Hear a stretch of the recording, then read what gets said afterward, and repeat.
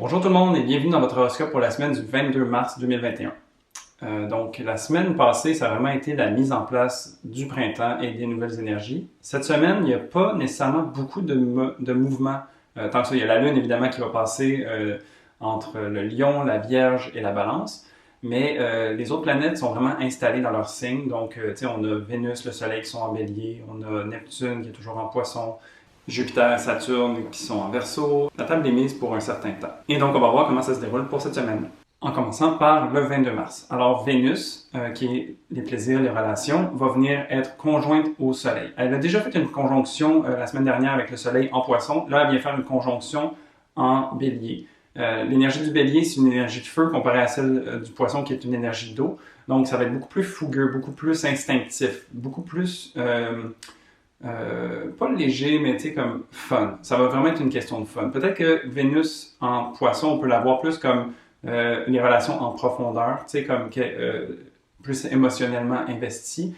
En Bélier, ça va être beaucoup plus justement dans l'amusement, dans le plaisir, dans le fait de foncer, d'avancer. Donc, ça va être plus à ce niveau-là.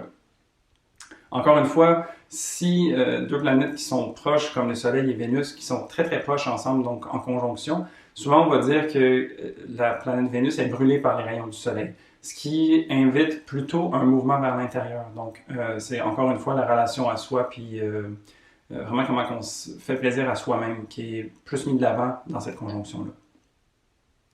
Saturne, qui est en Verseau, va venir supporter Mars aussi. Donc, les actions en Gémeaux avec Mars, qui ont besoin de se promener partout et d'avoir 1000 projets en même temps, et bien là, Saturne va venir faire un trigone, ce qui vient faire un encadrement, qui vient encourager, qui vient mettre de façon concrète les bases pour que Mars en Gémeaux puisse construire dessus. Ça va être super intéressant, puis je pense vraiment que c'est un petit peu comme ce qui se préparait la semaine dernière, mais c'est la continuité. Là, les travaux sont enclenchés. Pour le 23 mars, la Lune, qui représente le monde intérieur, fait une opposition avec Pluton, qui est vraiment une planète qui vient mettre le zoom dessus. Donc, ça intensifie, ça amplifie les choses.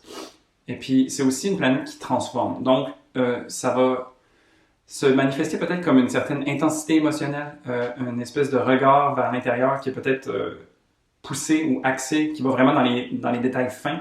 Mais ça vient nous proposer une remise en question. Peut-être que ça vient nous montrer comment on peut se transformer à travers notre monde intérieur, émotionnellement parlant, tout ça. Je parlais la semaine dernière qu'il y avait cette idée de bilan avec la Lune en Cancer. Donc peut-être que là, Pluton va venir mettre le doigt sur certains trucs. Pluton se trouve en Capricorne, qui est une énergie quand même assez froide, assez structurée, assez discipliné. Donc, je pense qu'il ne va pas passer nécessairement par 4 détours.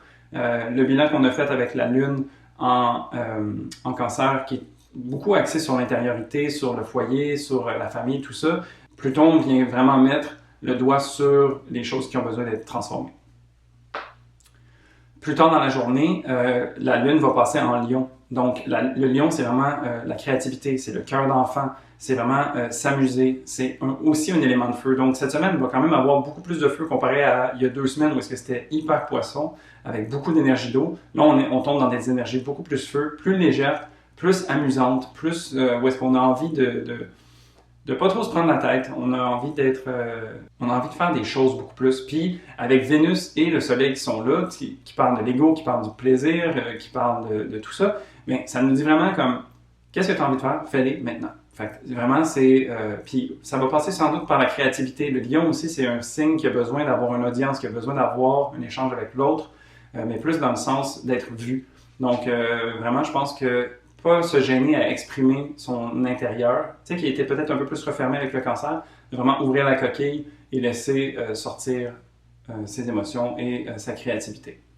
Le 24 mars, ben, c'est la continuité un peu de la journée précédente, tu sais, c'est vraiment comme les idées créatives qui fusent avec toute cette énergie feu qui nous donne envie de faire les choses et d'avoir du plaisir.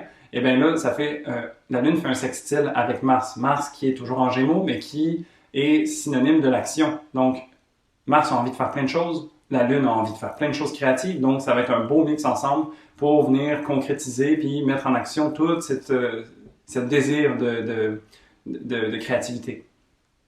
Par contre, il ne faut pas chercher à tout contrôler. Ça se peut que ça soit un élément en background, mais il y a toujours Uranus qui est en Taureau, qui va venir faire un carré à la Lune, en fait. Donc, ça va venir rappeler qu'il y a peut-être des choses auxquelles on devrait penser puis qui vont peut-être nous arriver comme une surprise. Puis, donc, il faut quand même garder une certaine flexibilité et puis pas trop s'attacher à tous les menus détails. C'est vraiment, encore là, l'idée de s'amuser puis peut-être de go with the flow s'il y a des choses qui finissent par être perçues comme des embûches. Ben, peut-être passer au travers, puis trouver une autre façon de juste continuer. Parce que l'idée derrière cette lune en Lion, c'est vraiment de s'exprimer. Donc, pas se laisser trop arrêter par Uranus, qui est quand même assez lourd dans Taureau, puis qui est une énergie de terre. Donc, en tout cas, je dirais quand même de rester assez flexible à ce niveau-là. Il est aussi possible que dans cette journée-là, c'est en début d'après-midi, il y a une certaine opposition qui vient de se placer. Donc là, je parlais d'embûche avec Uranus qui fait un carré à la Lune, mais il y a aussi une opposition avec Saturne. Saturne qui peut être vu aussi comme une figure d'autorité, qui peut être vu comme, tu sais, ça peut être, c'est associé au père habituellement, mais ça peut être un patron, ça peut être une situation contraignante, ça peut être une limite quelconque qui va venir peut-être mettre un frein à cette envie de créativité. Mais ce que je vous suggérais, c'est de juste garder ça en tête, puis de ne pas oublier que quand on a des contraintes, c'est des fois là qu'on est le plus créatif. Donc, utiliser ces contraintes-là, en fait. Vraiment, cette idée de rester nimble, de rester fluide, puis flexible, ben avec ça en plus. Donc, vraiment, c'est comme le feu. Tu sais, le feu, ça ne s'arrête pas nécessairement. Ça va comme se propager, puis se promener. Mais ça continue toujours d'avancer. Donc, vraiment, cette idée-là pour le 24. Pour le 25, alors, on continue cette lancée de créativité et d'expression de soi avec la Lune qui est toujours en Lion. Puis là, elle vient s'opposer à Jupiter. Une opposition, c'est souvent quand un va essayer d'avoir le dessus sur l'autre. Donc, c'est comme s'il y en a une des deux qui va chercher à s'allumer. Soit on s'exprime ce qu'on a à l'intérieur avec la Lune en Lion, ou on va chercher à amplifier une originalité avec Jupiter qui est en Verseau. Jupiter qui est un peu le rebelle, un peu l'originalité marginale, ce genre de choses-là. Donc là, quand on a cette espèce de si-ça entre les deux, il faut trouver une façon de les jumeler puis de pouvoir les exprimer d'une troisième façon, si on peut dire. Donc, je pense que ça nous invite vraiment à trouver, peut-être à l'intérieur de nous, quelque chose qui est peut-être original ou différent, qui fait en sorte que c'est vraiment nous. Donc, c'est peut-être pas nécessairement la chose qu'on va toujours montrer, mais c'est quelque chose qui peut peut-être venir surprendre, qui peut venir ajouter à notre personnage, qui peut venir... c'est l'idée de montrer une couleur de plus. Tu sais, mettons qu'on dit « Ah, cette personne-là est toujours rouge et bleu », ben là, tu sors du mauve, justement. Donc, une chose que ça peut nous inviter à faire, en fait, c'est de venir utiliser l'expression de soi et cette originalité-là, les merger ensemble et venir montrer ou extérioriser cet aspect-là de nous. C'est peut-être quelque chose qu'on est moins habitué de faire ou qu'on garde peut-être plus personnel, mais c'est comme si cette lunaison-là, avec cette configuration d'aspect-là, nous propose de venir justement oser montrer un aspect de nous qui est peut-être un peu plus caché, peut-être qu'on garde un petit peu plus pour nous parce qu'on se dit « je veux pas que les autres pensent quoi que ce soit de moi, nanana ». Fait que, vraiment là, c'est comme une invitation à faire genre comme « on s'en fout, j'ai envie d'exprimer qui je suis, et puis ça, ça fait partie de moi. » Pour le 26 mars, la Lune est rendue en Vierge. Donc, très tard la journée précédente, elle a changé de signe. Et puis là, aujourd'hui, le 26, ça nous invite à vraiment s'auto-analyser dans le but de vouloir s'améliorer. La Vierge, c'est vraiment ça, elle a un aspect très critique. C'est un élément de terre, donc c'est très terre à terre. Mais c'est toujours dans l'idée de pouvoir s'améliorer, de pouvoir offrir la meilleure version de soi-même. Donc, hier, je proposais... En fait, c'était proposé d'exprimer peut-être un côté original ou plus marginal de qui on est. Et puis donc, peut-être que cette Vierge-là va venir poser un regard et faire comme « Oh wow, est-ce qu'on vient vraiment de faire ça? Est-ce qu'on s'est permis de montrer ce côté-là qui n'est peut-être pas aussi poli que le reste de notre personnalité et tout ça? » Donc, il y a cette analyse-là qui va sans doute s'opérer suite à si on a accepté la proposition de la Lune opposée à Jupiter de la veille. Je vous suggérerais de ne pas être trop critique par rapport à ça. Le côté négatif du signe de la Vierge, c'est d'être trop critique puis de se refermer. Et puis de constamment être dans l'évaluation de qu'est-ce qu'on aurait pu faire de mieux, puis tourner dans sa tête tous les scénarios possibles pour essayer de trouver c'est quoi la meilleure solution. Il n'y en a pas nécessairement, puis des fois, vu qu'on est beaucoup dans les énergies de feu, c'est pas nécessairement le focus. L'idée, c'est plus de s'exprimer, d'avoir du plaisir, de jouer, Et donc, cette lune qui est en Vierge va faire aussi un carré avec Mars qui est en Gémeaux. Le Gémeaux et la Vierge, les deux, le maître, c'est Mercure. Donc, il y a une certaine compétition entre les deux signes. Ces deux signes qui sont très intellectuels aussi. Et puis, la Vierge est très critique. Le Gémeaux est un petit peu plus volatile. Il est pas aussi, il s'en fout un petit peu plus. Il a plus envie de voir un large éventail que d'aller dans les menus détails. Donc, c'est pour ça que je vous suggère vraiment de ne pas être trop critique, savoir qu'il y a potentiellement ça qui va ressortir, mais je pense que c'est toujours bénéfique d'ajouter à son personnage, de rajouter de la couleur. Et puis, c'est ça. C'est comme vraiment être peut-être easygoing avec vous. Ça vaut la peine d'analyser, puis peut-être que ça va être un compte-rendu positif, peut-être que ça va être comme « Wow, je pensais pas être capable de pouvoir exprimer ça », puis finalement, ça fonctionne, c'est accepté, puis ben, ça me fait du bien de ne pas avoir nécessairement à cacher ça. Alors, tu sais, ça peut être vécu de façon positive. Alors, vraiment de jongler avec ça.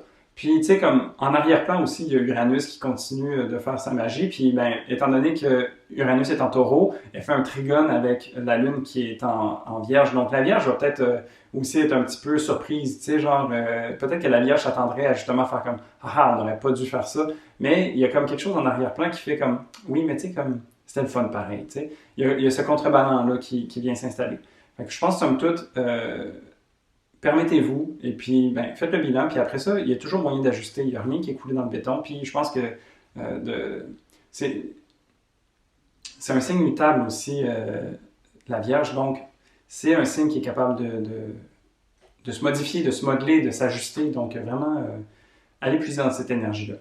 Pour le 27 mars, la Lune va faire une opposition à Neptune. Neptune qui est toujours en Poisson, puis quand Neptune est présent, c'est comme la Lune, c'est les émotions, l'humeur, le monde intérieur.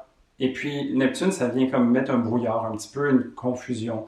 Des fois, c'est très spirituel comme signe, c'est très mystique, donc c'est un peu évasif. Des fois, c'est difficile de s'accrocher à quelque chose. En opposition, ben là, tu sais, comme peut-être que justement, tu sais, comme l'expression qu'on s'est permis il y a 2 jours, le bilan qu'on a fait la veille, là, peut-être que ça va venir vraiment comme mélanger un peu ça va venir mélanger un petit peu les esprits, puis on ne saurait pas trop sur quoi se pencher. Mais je pense que ça se respire, tu sais, comme c'est vraiment un moment peut-être plus d'aller vers l'intérieur, puis de voir un peu comment nous, on se sent à l'intérieur. Et plus tard dans la journée, la Lune va faire un trigone à Pluton, qui est toujours en Capricorne, et Pluton qui représente toujours la transformation, puis le fait de mettre l'emphase, de venir grossir quelque chose. Donc, tout ce bilan-là qu'on a fait, cette espèce de brouillard dans lequel on va se trouver une partie de la journée, j'ai l'impression que ça va venir se faire illuminer par Pluton, qui va venir montrer exactement c'est quoi qui tourne pas rond. Tu sais, Pluton en Capricorne va aimer que les choses soient carrées, que les choses soient bien classées, que les choses aient une structure comme tangible sur lesquelles pouvoir se rattacher. Et puis, c'est comme si ça va venir comme de crap. Ça va venir enlever la bullshit, puis ça va venir mettre en lumière vraiment qu'est-ce qui a besoin d'être mis en lumière. Mais tu sais, c'est ça la vie aussi, c'est comme constamment de s'ajuster. Et puis, ben, l'énergie du feu, comme j'expliquais plus tôt, ben, ça va vraiment être d'être malléable, de pouvoir trouver son chemin. Le 28 mars, la Lune passe en Balance. Et puis, c'est une invitation vraiment à s'harmoniser. Donc, avec tous les changements qu'il y a eu dans les derniers jours, je pense que là, vraiment, ça va être une idée de vraiment se recentrer, équilibrer un petit peu tout ce qu'on vient d'acquérir comme nouvelle information. Et puis aussi, la Lune, c'est toujours de prendre soin de soi, tu sais, mais comme dans le signe de la Balance, j'ai l'impression que c'est de prendre soin des autres aussi. Prendre soin de soi à travers les autres. Donc, il y a vraiment cet échange, ce relationnel, tu sais, comme avec la saveur de Vénus, qui va venir s'installer. C'est plaisant d'être à son aise, c'est plaisant d'être entouré de beau dans cette énergie-là. La seule chose, c'est qu'il ne faut pas s'oublier dans tout ça. Tu sais, fait que je pense que c'est souvent plus facile d'aller aider les autres, et c'est bien de le faire, mais il ne faut juste pas oublier que nous autres, on fait partie de cette équation-là. Dans la relation, ben, il y a autant nous que l'autre. Il va y avoir quand même une opposition avec Vénus et le Soleil qui sont dans le signe du Bélier. Donc, il y a cet instinct, cette fougue qui est toujours présente, et puis il y a la Lune qui vient faire une espèce de repli, comme je disais, pour s'harmoniser.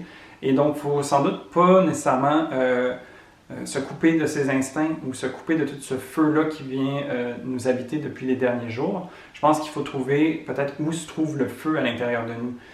Puis trouver comment le canaliser, trouver comment trouver une façon harmonieuse de pouvoir tirer profit de cette énergie-là.